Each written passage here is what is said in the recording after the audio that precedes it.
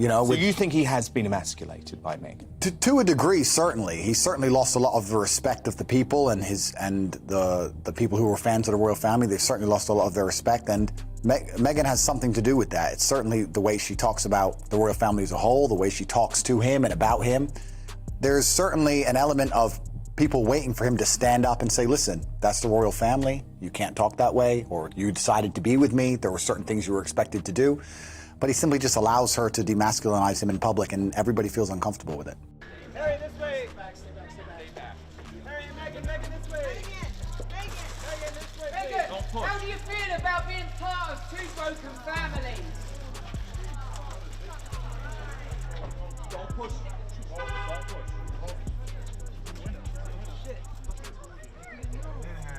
Stop scrolling.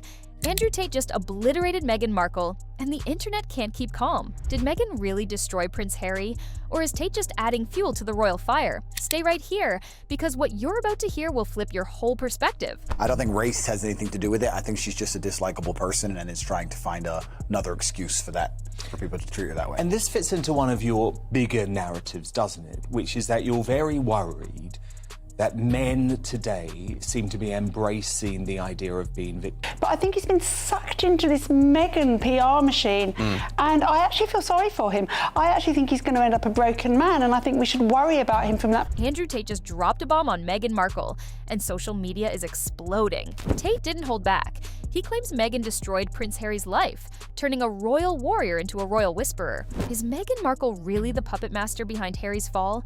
Stay with me, because this is about to get wild. Women are going to use them to grow into a more competent individual.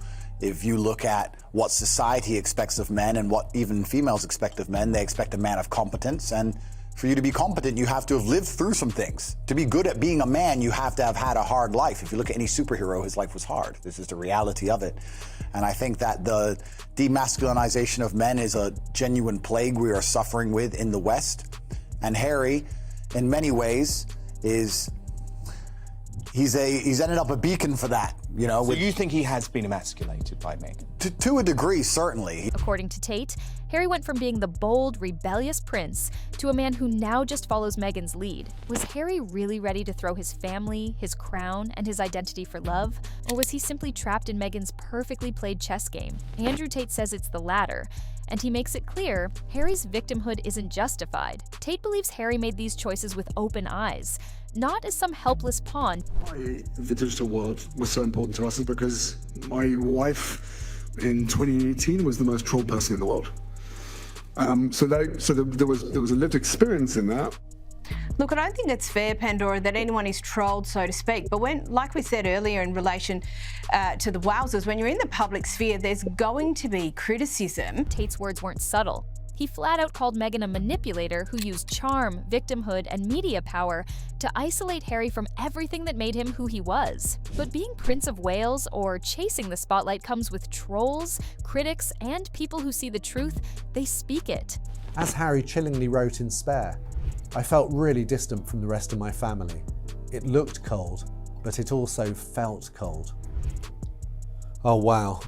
I don't think it's an exaggeration to say that this is one of the most striking pictures ever taken of a royal couple.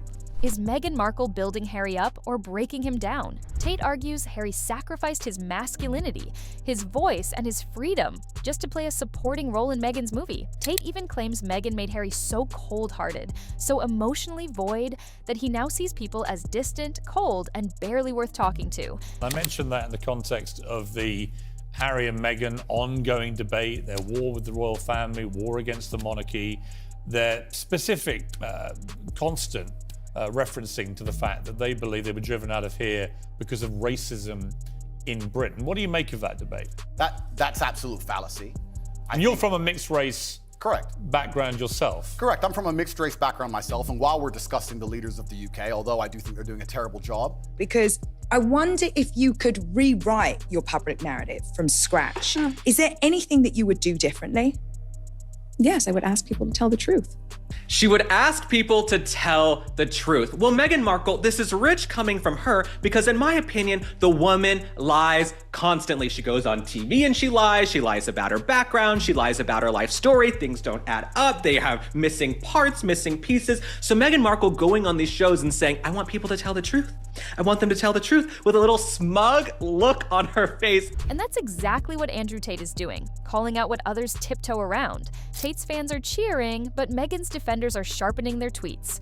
Love her or hate her, Tate believes Meghan's power isn't just media-driven, it's carefully constructed. The question is, are you bold enough to admit Tate might be right? She was in suits or whatever, running around doing whatever haram stuff she was doing. There's no racial implication here. Nobody likes her at all. So, as usual, Andrew Tate has the solution. I officially invite Meghan Markle to cook me chicken. Because if she's black, it's gonna taste good. I know. I've been around the block. I'm brown enough to tell.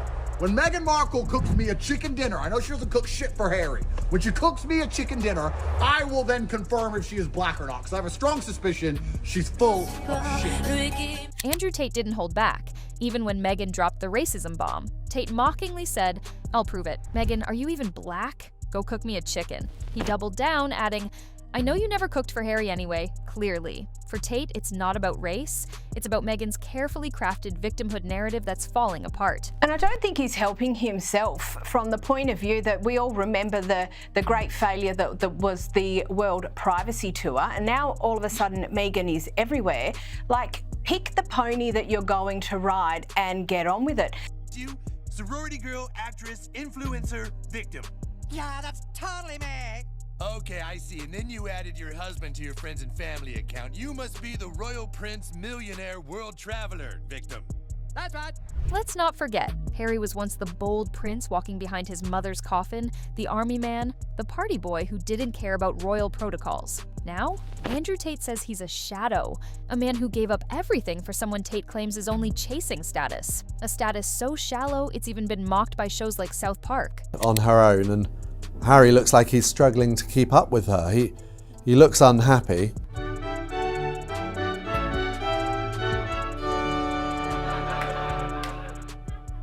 You dumb and stupid ass. You didn't like living here? Well, it was no tea party for me either. Go live with Oprah and take a for yourselves. Goodbye. Tate's slam isn't just about Harry being controlled, it's about how Meghan allegedly weaponized modern feminism and victim culture to silence critics. He says she's mastered the art of turning every disagreement into a scandal and every critic into a misogynist. Smart strategy or ultimate manipulation? Meanwhile, Harry chased her like a lost puppy, desperate for approval. Yeah, people are scared to say that water is wet. And then I come along and say water is wet, and everybody secretly agrees, and that's why I have such a massive fan base, but I'm pointing out the obvious, and you're right. It's kind of scary that they've manipulated society to a point where we're going to pretend we don't see things and ignore our own eyes because we're afraid to talk. What was that conversation? That conversation I'm never going to share. But at the time it was awkward. Awkward is for people in the backseat of a car. Awkward is forgetting your friend's child's name. One of your relatives asking you to place your child on the Sherman-Williams color wheel is royally. But wait, it gets juicier. Andrew Tate even suggests that Harry's entire public image has been hijacked. From the Netflix documentaries to the Oprah interview, it's all, in Tate's words, Meghan's storyline with Harry as the sidekick. Ouch! Is Harry the lead or just the prop? Tate even pointed out, I said what's correct, but people, just like Harry, are blindly following whatever Meghan explains, no questions asked. An undeniable shift in power. Meghan, with her unwavering confidence and carefully curated image, has increasingly taken the lead and limelight, while Harry has often appeared uncomfortable, tense, and at times more recently, lost. Has Harry gone from being the spare to the heir to the spare to his wife? Will he be happy in her shadow? but I think he's been sucked into this Meghan PR machine, and I actually feel sorry for him. I actually think he's going to end up a broken man, and I think we should worry about him from that perspective. But Tate's not alone. Even royal experts and media giants have questioned Meghan's influence over Harry. Is Tate just amplifying what people were already whispering, or is he boldly saying what the world was too scared to admit? It's clearly visible. Meghan, with her confidence and cleverness, used Harry to such an extent there's no return left for him. Drop your hot takes in the comments. I need to hear this. Well, now I know a lot of people think that it is just trendy to hate Meghan and to hate Harry, but I actually do have specific criticisms for this ex-royal couple. I think that Meghan Markle is a stunning human being. I loved following the royal family, but I just think that they are utterly... Let's talk about the royal split. Tate says no man walks away from his family unless he's been mentally rewired. He claims Meghan convinced Harry that the monarchy, his brother, and even his own father were threats. Add to that the racism allegations. Tate believes it was all Meghan's mind games, blindly followed by Harry without question. Tate says this speaks volumes. Harry didn't just leave his family, he walked straight into Meghan's carefully built narrative. Maybe Meghan and Doria cooked up a little something on the stove, along with those bath salts, and maybe left it for Harry. Maybe Harry's no use to Meghan anymore. Maybe the divorce rumors are actually true. Maybe there's no money in the settlement for the divorce. Wow, let's make a new Netflix series and story out of Harry's demise. Ooh. The thing is, I know, what's so interesting is, I know how miserable he is. He's miserable. There's no way a man can be happy in that scenario, because I think masculine happiness comes from strength and to a degree excellence, and also comes from respect. Men want to be respected, and he doesn't respect himself, his family doesn't respect him, and his woman doesn't respect him. I know how unhappy he is, I know how unhappy she is by extension. It's just an unhappy, miserable house. He gave up everything and gained absolutely and utterly nothing. You know what's even crazier? Tate predicts this won't end well. He warns that Harry might eventually wake up, realize what he gave up, and feel trapped in a world he can't escape. People love Harry, but they can't ignore the drastic change. Is this personal growth or personal loss? Tate says it's not growth, it's total surrender. Meghan's fans call it evolution, but Tate sees a ticking clock. Will Harry regret it all, or is the royal rebel gone forever? Stunning, like he's showing this side of him. Everything about Prince Harry, to me, is what a man should not be. Right? Absolutely.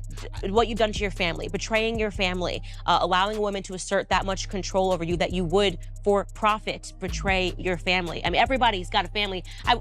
Everybody's got family issues. Don't even let me get started. But the idea of selling out your family and then going the royal family. The royal family. Selling out the royal family.